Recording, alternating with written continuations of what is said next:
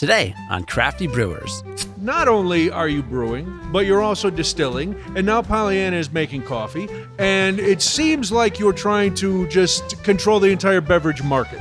I was young, single, didn't have kids at the time. I was like, That's the perfect time. I got everything in the world ahead of me. I'm going to Germany. Wow. So it's 140 proof right now. I haven't cut it. I love it. Cody just shot it. This is a sipping glass, Cody. Welcome to Crafty Brewers, Tales Behind Craft Beer, the podcast that will increase your enjoyment of craft beer and appreciation for the people who make it. Tonight, we have traveled to St. Charles, Illinois to go from grain to glass with Brian Pavola. He is co-founder and head brewer at Pollyanna Brewing Company. We are going to share the stories that make each brewer unique. I'm beer drinker and hellraiser Brian Noonan, and all my opinions are strictly my own for good reason. Behind the camera is our executive producer, Cody Goff. Hey, Cody. Why are you excited about tonight's episode? I'm excited about a lot of things. Although, first of all, quick public service announcement. Please, if you're watching this on YouTube, leave a comment on this episode. Doesn't matter what you say. Say something about, I don't know, what you're excited you learned about or why you like this episode. Doesn't matter. Just leave a comment. It helps us. Anyway, I'm excited because we're going to talk about a beer that couldn't be described with any word that currently exists. How often does that happen? What is a black IPA? We're going to find that out. And what is a fun-sized beer? And where can you get one? From Pollyanna. No spoilers. Also, when is it okay to use lactose in your beer recipes? We've heard plenty about when it's not okay, but we're going to hear about when it is okay. And how does distilling differ from brewing beer from a guy who actually does both? And does he do coffee too? I don't know. Will you find out? Oh, all right, we will. Well, we are at Pollyanna Brewing. They have 3 locations. We are at the St. Charles location, as I mentioned. Their original location is in Lamont, Illinois, and then in Roselle is their 3rd location. We've got a lot of interesting things to talk about. But Brian, first of all, thank you for being here. Of course. I've been looking forward to talking to you for a long time.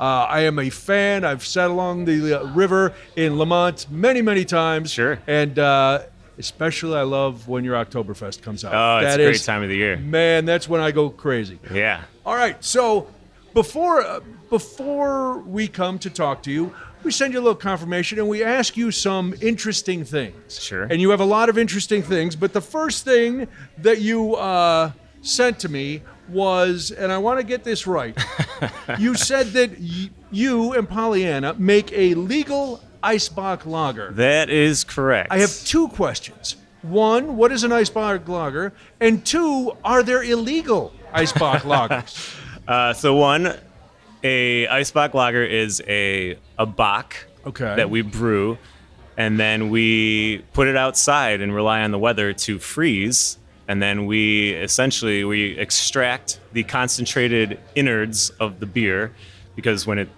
alcohol freezes, the alcohol has a lower freeze point than water, so the water separates first, in theory. So essentially, you're freezing the water out of the beer. All right. And you essentially have this like ice cube that's surrounding this now concentrated alcoholic liquid on the inside. Like a snow cone? Well, it's more like an ice cube with liquid on the inside. Okay. And that liquid on the inside becomes higher in alcohol because you're extracting all the water out. So then we basically suck it out, and we have now a higher alcohol bock beer, which is now an Eisbock because it's a bock that has been frozen. And what makes it legal? So in the United States, that is actually a act of distillation. So in order to do that legally, you must have your distilling license. So which Pollyanna does. So the government considers the act of separating alcohol from water distillation. So technically, even though it's freezing, it's distillation. They call it freeze distillation. So in this country, the only people that can do that are distillers, whereas traditionally, the original people that do it were in Germany, and there are brewers that do it. Okay. And I wouldn't say it's a common thing over there, but it is done. And it was the first time when I was over there studying, it was the first time I ever saw an Eisbock was in Germany, in Munich. Okay. I believe it was Schneiderweiss. And it was one of the coolest things I'd ever tasted. It was this like super malty, rich, just caramely, boozy Bock beer. And Can you, but, and I don't mean to interrupt, but for people who aren't familiar, what actually is a box style beer? Sure. So a box style beer is a German style lager. Usually it's lower than a Doppelbock or an Eisbock in terms of alcohol, so 5 to 6%. Malty, dark fruit characteristics, very smooth, easy on the palate. Darker, but not necessarily over the top roasty flavors, more of like a caramel toffee type beer. And so you said now this one, the Eisbock, has those flavors, and what else kind of sets it apart? So, well, it's set apart because we brew a bock that's about 8%, and then we freeze distill it to almost 11%. So we're getting rid of a lot of that water, but we're also concentrating a lot of the flavors that are in the beer in the first place. So a lot of that caramelization, that toffee just gets more intensified. We have to design the beer to be a little less bitter than a bock, because when you're concentrating that, the bitterness goes up too. Oh, really? Okay. So there's a lot of things that we have to do as a brewer and distiller that has to balance a beer that's technically not meant to be a bock in the first place, because essentially, or it's inevitably going to be an Eisbock. Yeah. So we take a basic beer and make it interesting. Wow. Now, what causes, you said as the water's pulled out, it causes the bitterness to go up. What causes the bitterness to go up? You're just decreasing the volume of liquid in it. So that bitterness is, it's still extracted in there, but at a higher level, just because there's less volume of liquid. This is going to be the first of what I assure you will be many dumb questions. So, like when you're putting it outside to let it freeze, is it just in big tubs? What's the logistics of doing that, and how do you keep people from just coming over and chipping off a little ice? Well, I'm not going to give away every secret. You know what? But so we do put it outside in vessels, and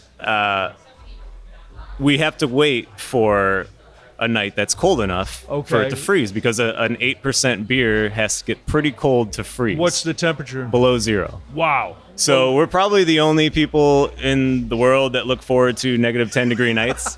Yeah, we were all cursing it. You guys are like, finally. We're excited. So we have to, as a brewery, we have to brew this beer probably in early to mid-November and have it ready and lagering by Christmas, so that at any day we can just say, all right, today's the day, we're moving it outside, and we're ready to go. So this year we got lucky. We only had to lager it for maybe 4 weeks. Okay. But in the past, we've had to sit on it for about 8 weeks, until we were almost panicking, thinking like, okay, now what are we going to do? Yeah, really. Luckily, we're 4 for 4, and we've succeeded every year. Knock on wood. But to prevent anybody from screwing with it, I guess, you can't, but I guess you just hope that no one's going to really be out on a negative 10 degree night. Maybe you get a couple polar bears. Just you sit out might. there to You never stand know. guard. You never Maybe know. a penguin or two. Is it so? It's a one night process to. Once you put it in the ice, it's just the one night that cold will pull all the liquid. Hopefully. If it's cold enough. So we have had to do it twice when we didn't quite get cold enough. So there's a big difference between -2 and -10, where we as humans don't really feel that difference, but the beer feels it. The beer does. See, beer very temperamental. People don't know that. They just open a can and there they go. Yeah.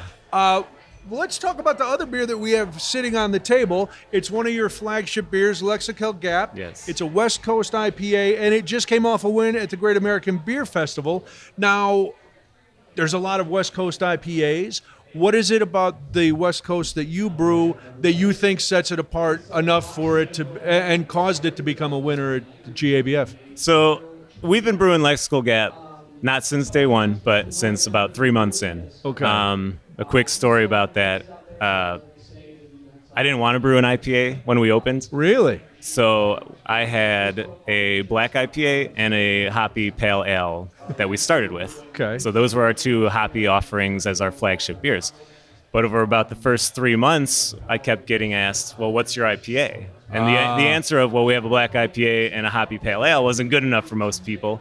So 3 months later, I was like, okay, I think we have to make an IPA. But regrettably, I had to do it. I didn't want to. So this was back in 2014 when, I still thought Belgian beer had a chance at becoming extra popular in the country. And I had just gotten back from brewing school in Germany. So, German beers, Yeah. Belgian style beers, that was kind of my jam back then. So IPAs weren't necessarily what I was into, but for the business, we had to do it. So we named it Lexical Gap, and that basically means there's something's lost in translation, like there's not a word for something. Okay. So I named it that because I didn't have a word for how disappointed I was that I had to brew this beer. So here we are 10 years later, and Wow. I'm so glad we have it. Right. And it's one of my favorite beers now. And as you said, it did just get a medal at the Great American Beer Fest this fall. And that was, I mean, it was pretty cool because, this has been a flagship beer of ours. Yeah. One that I never even wanted to have in the first place, but after 10 years, How love much it. has it changed from when you were first making it, brewing it, to now to win a medal? I wouldn't say it's changed much in terms of recipe. We did add mosaic hops maybe like 5 or 6 years ago, but just from a process standpoint, we've just gotten more refined over 10 years. Yeah. Like, we know how to tighten things up where things And are dial loose it and in dial where it in. it's- So you asked what makes it special. I think it's just more of like a classic old school West Coast Yeah. IPA. So it's kind of brash, bitter, but it's balanced. The water is like, there's high sulfate levels, so it's dry, but it's got a nice malt backbone to it without being sweet, and it's a nice beer to drink. You mentioned another style that I'm not familiar with, so I'm sure some other people aren't. What is a black IPA?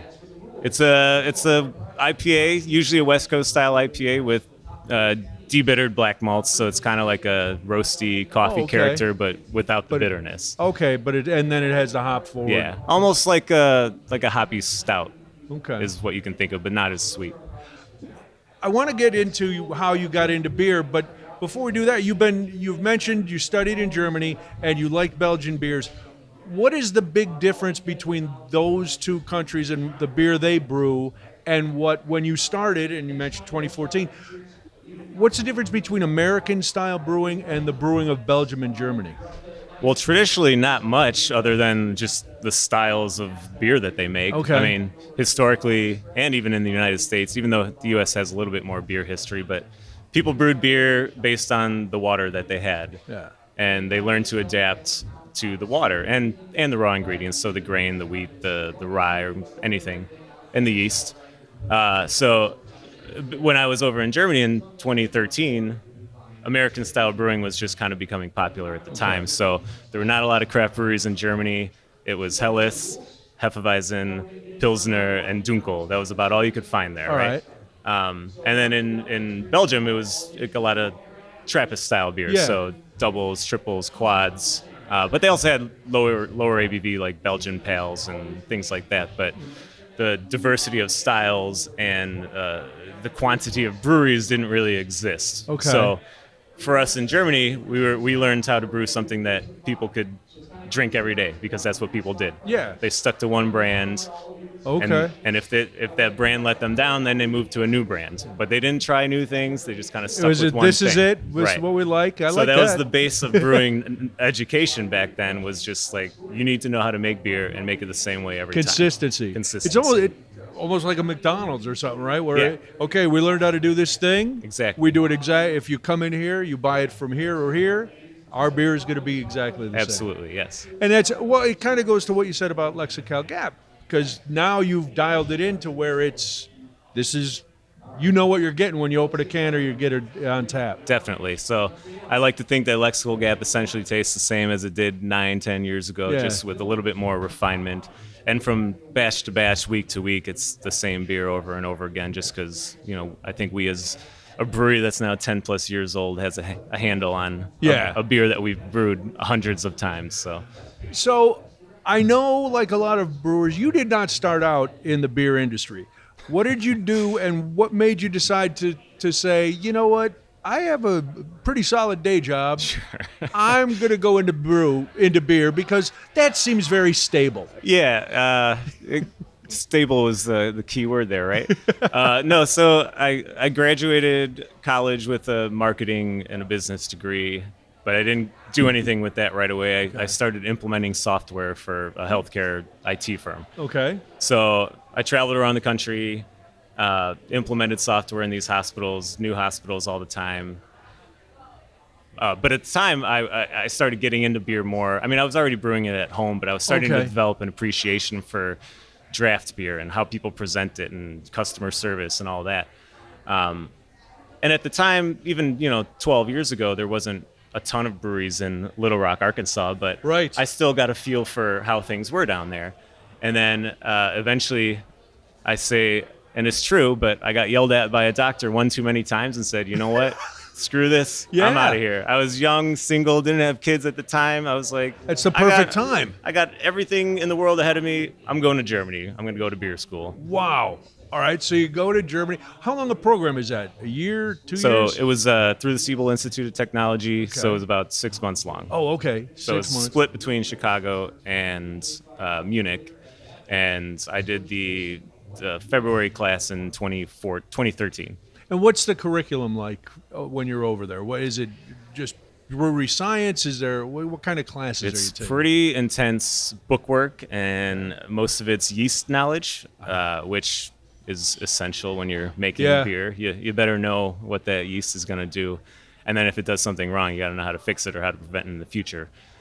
So it was mostly that. It was mostly, it was challenging yeast knowledge, yeast bookwork. Hands-on experience was kind of minimal at the time, actually. Oh, okay. I think it's grown a lot more because we were one of the first classes that American craft beer or American craft brewers were actually part of this class. Oh, whereas wow, okay. the years before it was a lot of, Modelo people or people from bigger breweries across the world just kind of coming to learn how to fine-tune the 3 beers that they make all the time. Yeah. So the craft beer movement was just kind of hitting the school, and they didn't really have the program built for craft breweries just yet. But that didn't affect anything that I learned. Right. I think it was great to learn the more traditional German approach, but they didn't quite have the hands-on experience that they do now back in 2013, which was fine because I got it when I came back.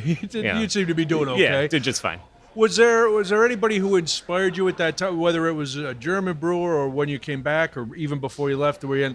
This is the person, I'm not going to copy them, but I would like to do something on level of what they do. Absolutely.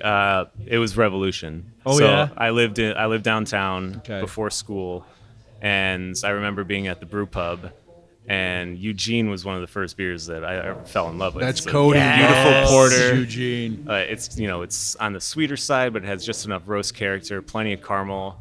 And actually, that was the beer I was sitting at the bar, and I remember that was the beer I was having when I said, I'm quitting my job and I'm going to school. Wow. That was the beer that I was having, and I'll never forget that because it was, that beer means something to me for sure. Did you ever tell Josh that story? I don't know if I have. Yeah, we brewed with him. I don't know if that came up. I feel like I told him that I was at his bar when I made that decision. There you go. Yeah. So now you come back.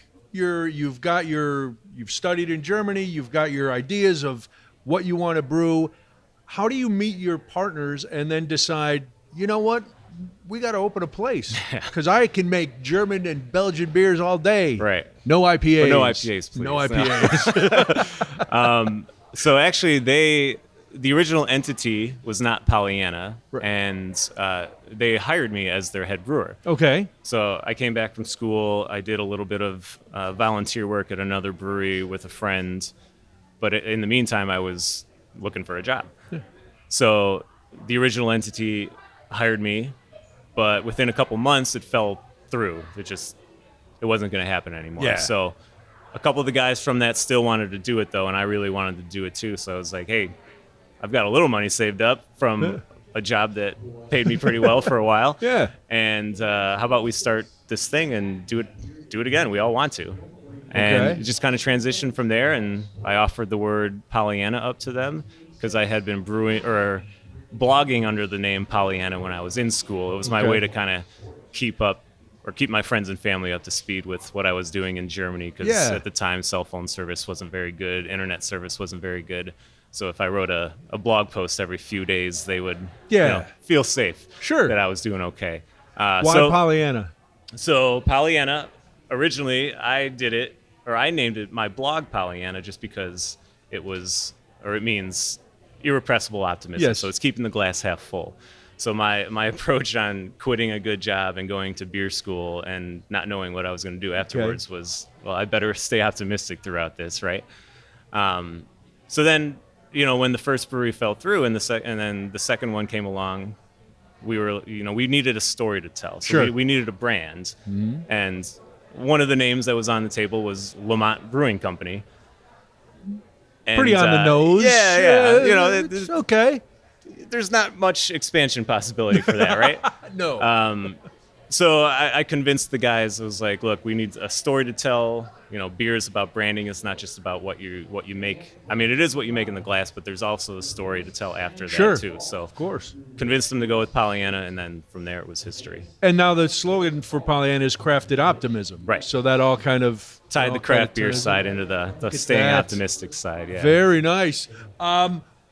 We're going to take a quick break. Sure. We'll get the beer break. We're going to come back and talk about whatever you want to feature. And then we have to get into not only are you brewing, but you're also distilling. And now Pollyanna is making coffee. And it seems like you're trying to just control the entire beverage market.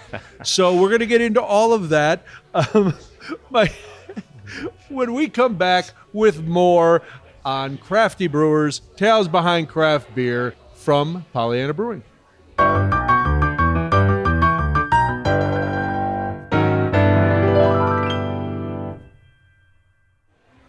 And we are back on Crafty Brewers Tales Behind Craft Beer. We are in St. Charles, Illinois at Pollyanna Brewing Company with co-owner and head brewer Brian Pavola.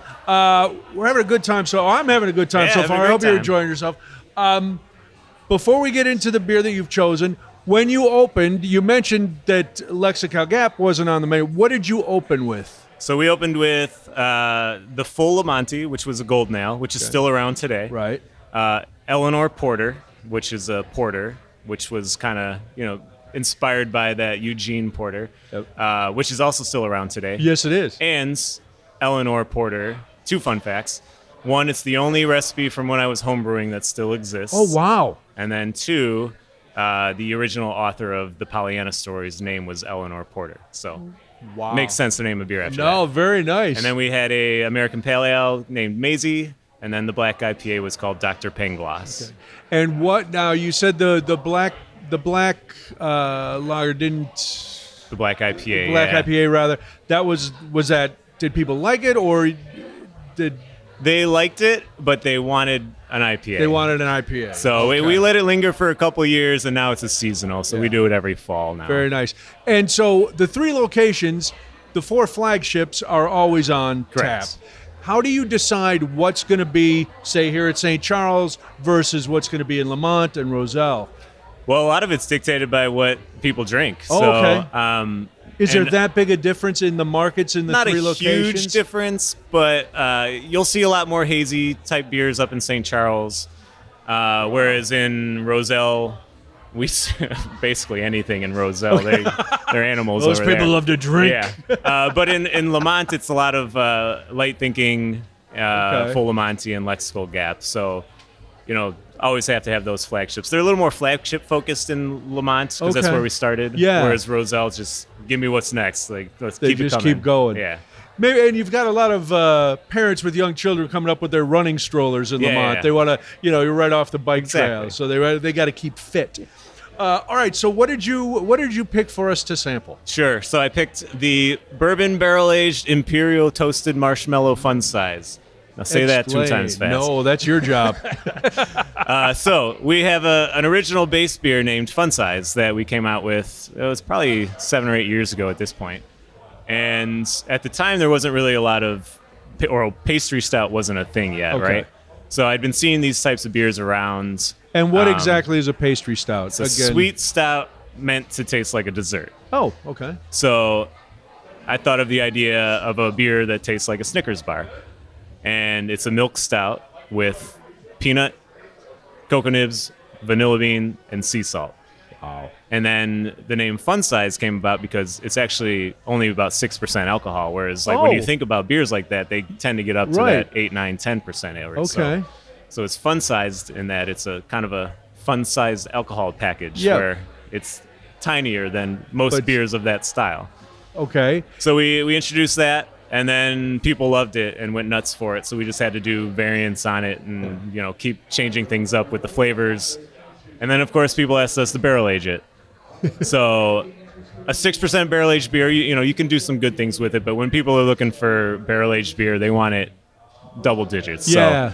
So we did an Imperial version, added toasted marshmallow to it, and it's over 13% alcohol, and it's one of our most popular ones. As a lager fan and mostly a lager drinker, I still love this beer too. Now, Cody was very excited when you said you were going to get one of these. Cody, you're a big barrel aged man. It hits the nose. I feel like I'm like at a campsite, just like roasting marshmallows. Oh yeah, it really nails it. So this year's we did in Basil Hayden bourbon barrels. Wow. You get what I like is you get the bourbon, but it's just under the surface. It's there. It's you know what it is, but it doesn't overpower like sometimes a barrel aged beer you get that little burn. Yeah. This doesn't have the burn. When you slosh it around in your mouth, like you don't get the alcohol as much. You gotta swallow it. It like hits the back. I think the back of the palate for me. Definitely, anyway. yeah. And that's nice, like that, because you get that. It's like a roller coaster. I love it. Yeah, I mean, when we design beers with this many flavors in them, if it's on the label, you want to taste it. Yeah. And we believe in balance at Pollyanna. So even though this is one of our more crazy out there beers, we still find it balanced because it's an even palate distribution of each flavor. Yeah, it's really good. When you brewed the first batch of it, did you envision that this is going to be a series that is going to go on for years, and I'm going to have to come up with different adjuncts and different recipes every year for it? There's not a lot of beers where I would say beforehand, I'm like, this is the one, this is going to take over. But honestly, when we brewed Fun Size, I remember telling people there's going to be life before Fun Size and life after Fun Size, because I knew that was something that people were going to love. And thankfully, they did. How hard is it then to not top, but change it enough where people still get the original flavors, but now this year it's toasted. Well, this year it's barrel aged, and you add different things. Well, it's gotten pretty hard since being one of the first to do it. Honestly, I mean, now everybody makes a pastry stout, and everybody barrel ages their beers. So I remember the first time we came out with the barrel aged version of it, and we had a line around the building twice. Wow. And now we'll release it, and we have a popular day, like a busy day, and it's a popular crowd, but there's nowhere near the same type of hype and excitement with barrel aged beers like this as they're used to. So to answer your question, it's pretty hard to keep the excitement going. Now it seems like everybody who has room for a couple barrels is barrel aging. Is the market diluted for those kind of beers? I think it is, and I think they're hit a saturation point with just the amount of beers, but I think a lot of people that used to drink those beers, they were getting into beer with those types of beers, and they didn't really appreciate and they didn't appreciate a nice lager or a nice IPA. And I think a lot of those guys are drinking bourbon now. So it does change, which brings us to... Wait, first, can I ask? You can ask whatever you would like. I know that was going to be a seamless transition, but I had to ruin it. People were going to applaud the transition. It was but it was award-winning. Have we called out that this is a milk stout that is barrel-aged? Have we specified that? It is a milk stout, so there is lactose in this. Because so I'm going to spoil one of our final questions that we ask. We often ask brewers what beer they wouldn't brew, like what they just don't want to do. And milk stout is very high on that list. Yes. So I hear you on the people want barrel aged. You did the barrel aged, but why'd you go milk stout? What motivated that? Well, I like milk stouts, so and I'm the boss. And it was before lactose kind of had this like bad stereotype about it when everyone started putting it in hazy IPAs and milkshake IPAs, and then the word lactose kind of fell off a cliff, per se. But is it because people didn't like it, or because brewers think it's hard to brew with? I think there's just a bad connotation with the word, in that it just usually people think sweet or caloric or diabetes or whatever they think with it. I drink this beer, but I like my toes. Yeah, I don't know. So I mean, a milk stout's a very old, classic, traditional beer. Like it's a great style. But is that what makes it the pastry stout? Is the lactose in there? No, that's like the dessert flavors. So okay. The chocolate and the coconut. Yeah, and stuff. all that. Okay. Although typically you'll find lactose in it because those types of beers are sweeter and it has it in it. Okay. But you don't have the lactose hate that some No, I brewers mean do. we use it in beers that we think are appropriate. There you go. You know, we're not putting it in hazies, or we don't really make milkshake IPAs, but so that's not really our thing. Another slam on milkshake IPAs. we're almost 40 for 40 on milkshake IPAs, getting shade thrown at it. May I? You may now. My ham-handed transition. You may transit. That was so smooth before. Maybe I'll edit it so it's still smooth. No, leave it like this. I won't. I want it completely like this. All right. So yes, Pollyanna, 10 years, known for your beers, award-winning. Everybody loves it.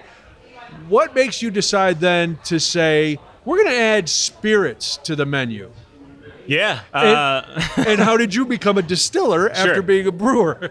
So it was, let's see, we opened St. Charles in 2019. Okay. So a few months before COVID started. Great timing. Yeah, that's good. But about a year and a half before we opened, we started looking at this place, and we had our Roselle brewery open, and we knew we wanted a third spot. Okay. But we also knew that at some point there's going to be this point with craft beer that it's going to kind of hit a saturation point. And we needed to diversify our business a little bit. So we thought craft spirits is kind of up and coming. Okay. It's one step after making beer. So, you're just distilling beer, basically. So if you can make good beer, you can make good whiskey. Oh, you make it sound so. I was going to say you make it sound so simple. So we decided to, offer something new in the business and start a distillery because we thought it was important for the business, but we also like it. Yeah. I like drinking whiskey. I like gin. I like rum. I like spirits. Yeah. So nothing wrong with that. It was kind of a no-brainer. There's not a lot like it around, and it gave me the opportunity to make our own version of Malort, which I said from day one, we're doing that. I've tried so many times. So you made it sound easy. Oh, if you can brew a good beer, you can distill a good spirit. It can't be that easy, can it? I mean, you've already proven you can brew a good beer. So what are the similarities, and then what are the big differences between the two? Well, just like beer, fermentation and yeast is extremely important. Cleanliness and sanitation is not as important, which was actually kind of a hard thing to learn when you take sanitation and cleaning so seriously with beer. Why is that? Well, the fermentation turnaround's so fast with distilling. I mean, I can distill a 10% whiskey in 4 days. Oh wow! Okay. And then so it's not long enough for wild yeast or microbes to really take over that mash or the wash, because then you're distilling it and you're separating the alcohol. Now, if it was in there from the first place and it affected the fermentation, then the spirit's going to be a bit poor quality. But we know how to ferment. We know how to produce clean fermentations, and we know how to use water. So I think it's making a wash is essentially the same thing as making beer, and then you're just distilling it. So walk us through the distilling process. We've talked about the brewing process a lot. What are the steps to distilling what we're going to talk about in a second? What is in this glass? So when you're making whiskey, you're mashing corn, malted barley, wheat, rye, combination of all of them. Okay. Has to be at least 51% corn. So here, when we make whiskey that is not malt whiskey, so bourbon, rye whiskey, wheated whiskey, we actually ferment on the grain, which is completely different than brewing. So in brewing, you lauter, you separate the wort from the grain. Right. But here, that was kind of a new thing to learn too, which does affect fermentation performance. So there's certain things you need to do that are different than making beer when you're making bourbon. And then after it's done, you actually move all that grain and the wash with the grain into the still. So you're distilling while the grain is in the still. Okay. Which is kind of surprising to some people, but distilling is essentially just separating alcohol from the body of liquid that it was in before. We learned that from the Eisbock. Yeah. Yep. So it doesn't matter what is below it. It's just as long as you can vaporize it and get it out of there, it's fine. And is that what I know about distilling? I've learned from moonshiner movies. Sure. That it goes through the copper tubes, basically, and drips out. So it goes through. It's Our still is copper still. It goes through some rectification plates, and it comes off the still pure, but not as pure as something like a vodka. So we leave a lot of the flavors behind because you want flavor in whiskey, right? Sure. So you're not taking everything out of it. You're bringing over alcohol and then other certain flavors too. Okay. So what you have in front of you, though, is a little bit different. So this is actually a single malt whiskey that I distilled today. And it's actually a new classification with the TTB, which we're all pretty excited about in the distilling world. So it gives American single malt whiskey its own classification. Oh, okay. It provides assurance that you're drinking a real American single malt whiskey when you find it on the shelf across the world. And it makes it our own here in the U.S. Wow. So it's a new classification that just went through this year. But for us to make this, we make a beer. We actually made a beer down in Lamont. So we bring the wort up to St. Charles, ferment it up here, and then distill it. So we do this one that you're drinking. You can try right now. Is it's all or 100% Maris Otter. So we use Maris Otter in a lot of our beers, and that's the base to this. Ooh. So it's 140 proof right now. I haven't cut it. I love it. It hits the nose like you're gonna die. Yeah. Like it's gonna kill me. It's it's alcohol. Take a sip, let the fire and breathe it out, and then take the second sip, and you can kind of get a little bit more of that flavor. Cody just shot it. Yeah. This is a sipping glass, Cody. But the cool thing about this is this is a kind of a crossover between beer and spirits because we make a beer and we ferment it with a traditional distiller's yeast, but it's made with 100% malted barley, which we do in beer all the time. So it's a beer recipe that is then brought up here, fermented, and then distilled. Now, what was the first spirit that you distilled? Because first of all, tell us all the ones you have because you've got a nice selection up here. Sure. So, the first thing we ever did in there, we distilled a few old kegs of our Fruhof Oktoberfest just to make sure that the still worked. It turned out all right. It was a little bitter. So, okay. You don't put hops in whiskey, so. Right. But either way, it worked well, and we kind of learned the ropes after that. But we make bourbon, rye whiskey, wheated whiskey, all sorts of mashed grain bills on those. We do vodka, gin, aquavit, rum, our wormwood liquor. A what kind of liqueur? Wormwood liqueur. So that's our version of Malort. We call it Dead.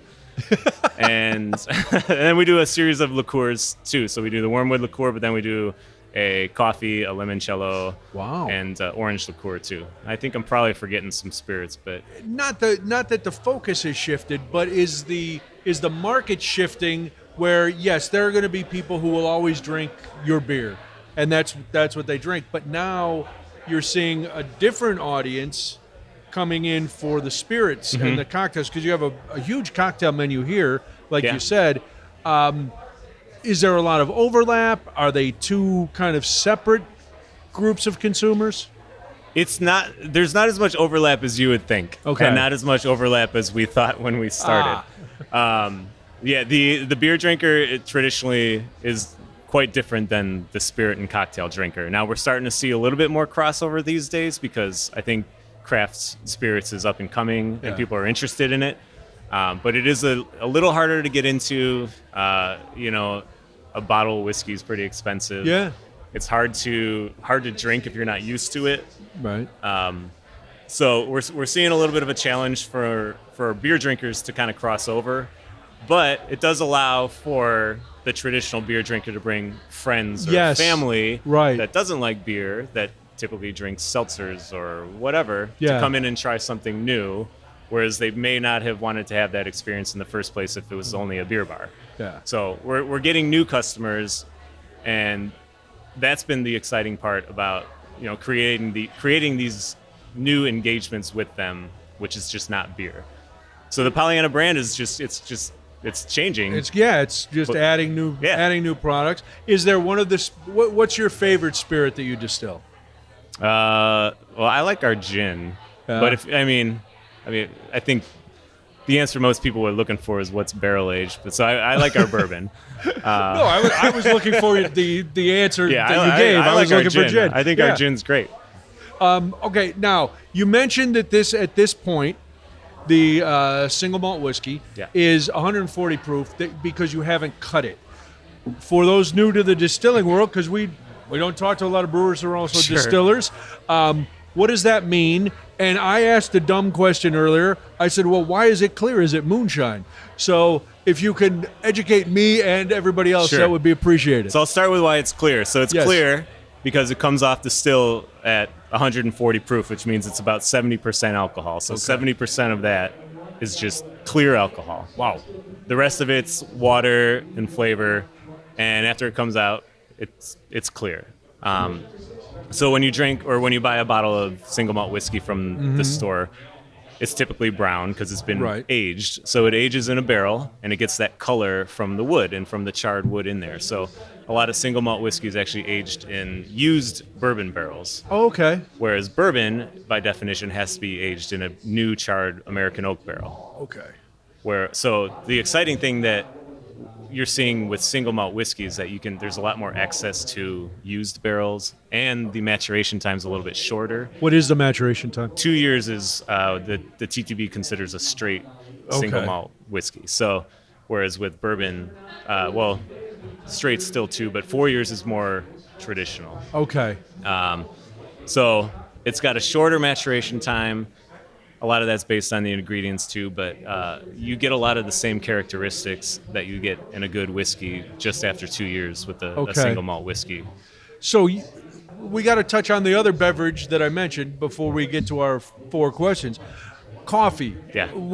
So are you guys roasting the coffee too? Where have you built a roasting house somewhere too? Yeah. It's like, where are you doing all this stuff? So we're currently roasting at our Roselle location. Okay. So it's a small scale, so we can do a few pounds at a time, every 10 or 15 minutes. And so with us, coffee was just another thing that was an ability for us to diversify our business. But my business partner, Ryan, and I, when we met, even before we opened, we were talking and said someday we need to put coffee into this business because we both love coffee. Okay, sure. I mean, we drink more coffee than beer usually. So we finally found the ability to introduce it last year, and we're pretty excited about it. So it's still in its infancy. Okay. We're not distributing it at all. We're just starting it off with like our Mug Club program, just kind of introducing it to them, because we have no idea how to scale this just yet. We're just kind of figuring out the odds and ends of the starting business of it, which is fun because I have a lot of nice coffee to drink. Yes, but I do see it's on the menu at all 3 locations. Right. So we do nitro cold brew, Irish coffees. We have bags of it for sale.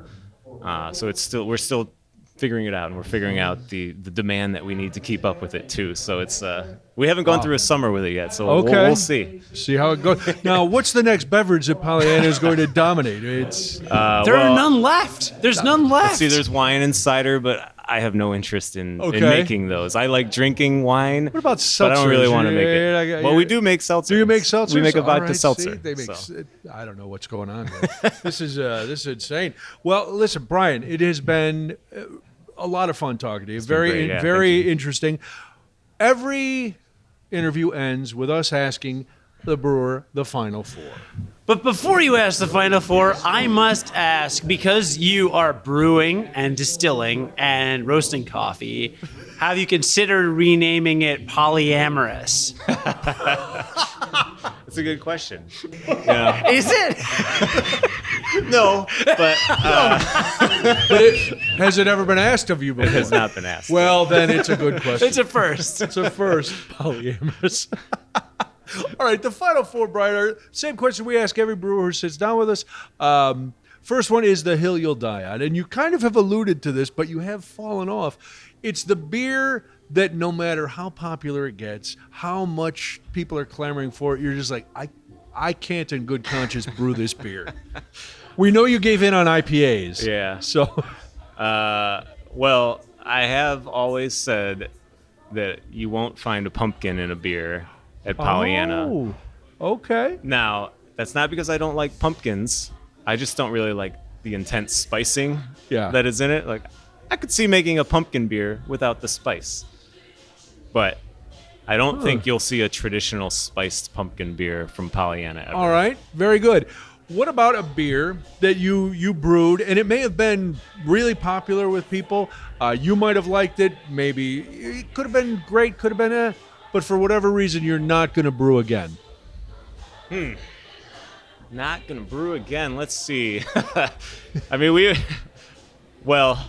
we originally, I brewed a malt liquor a long time ago, kind of as a joke, just to say, like, we do a lot of lager, and I wanted to say, like, well, we could do even more lager and make malt liquor. Malt liquor, sure. And it actually did start as, we're going to do this once. It's a joke, whatever. We did it as, like, an anniversary thing. But people actually liked it. And then we brewed it a couple more times, and it actually won a medal at Great American Beer Fest. So now, we gave it a rest for a few years after the medal, because I submitted it again as a joke, just to see, like, as a joke. I think it's really good, so let's see if we can win a medal for a malt liquor. And we did. And then we didn't touch it again until last year. So that's kind of answers your question. Yeah. You're the second brewer who's talked about malt liquor. We were at Peace, and I saw they did one they've recently, got a malt liquor too, and I was like, malt liquor? What, is Billy D. Williams back alive? Who's coming out to sell this malt liquor? I drank a lot of Mickey's. I like it. There you go. There's nothing wrong with it. I forgot Mickey's was a malt liquor. Yep. Yeah, the big mouths. And they said at Peace the number one piece of feedback was it's actually not that bad. I've heard that one a lot. It's actually pretty good, right? So it's kind of nice. Maybe there's like a lower bar to clear it. Yeah, the bar's low, I think, and then the word actually does appear a lot. Was there a category for malt liquor at the Other strong beer? Okay, it's other strong beer. Okay. So it had quite a few categories in it. Question number 3. Your go-to off-the-clock beer. It could be one of yours. It could be whatever. It's Pollyanna Pils. So it's our Pilsner. What makes that your go-to? Well, I fell in love with Pilsner in Germany and came back here, and it's been a goal since day one to make the perfect Pilsner, and we have not yet. We are seeking perfection. What are you still trying to grasp? What's the brass ring? It changes every put it time. Over the top? It doesn't mean that our Pilsner isn't perfect or great. Sure. Because it's a pretty damn good Pilsner. But it's not there yet. Okay. It will be someday. That seems to be the curse of most of the people in your position. It's that quest for perfection that only you know. Yep. Everybody else could say, "This is the best Pilsner I've ever drank." Exactly. But you're like, no. And it's funny because I don't quite know what that looks like yet. But when I taste it, I'll know. All right. Very good. And our final question of the final 4, your favorite food and beer pairing. Oh, food and beer pairing. Jeez. I mean, it's pizza and beer. I mean, a nice tavern-style pizza with a Pilsner is a classic combo. There you go. And we know what Pilsner you're picking. Yeah, yes. I don't blame you. That's very good. Well, Brian, it has been a pleasure talking to you. Guys. Thanks for having us. And thank you for joining us on this edition of Crafty Brewers Tales Behind Craft Beer.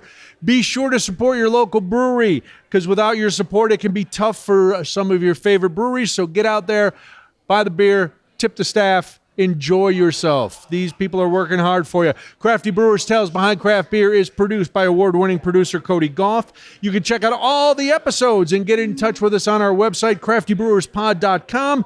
And if you have a brewery you'd like us to talk to, or if you're a brewer like Brian, who is leaving here unhurt, he's fine, and you want to get a hold of us and you'd like us to come out and talk to you at your brewery and tell your story, then by all means, drop us a line at craftybrewerspod@gmail.com. And if you're listening on Apple Podcasts, Cody always hits me if I don't tell you to please tap your phone, give us a 5-star rating, leave a comment, tell your friends, share all the internet lingo that I don't care about. Thanks again to Brian Pavola, the co-owner and head brewer at Pollyanna Brewing Company, for joining us. I'm Brian Noonan.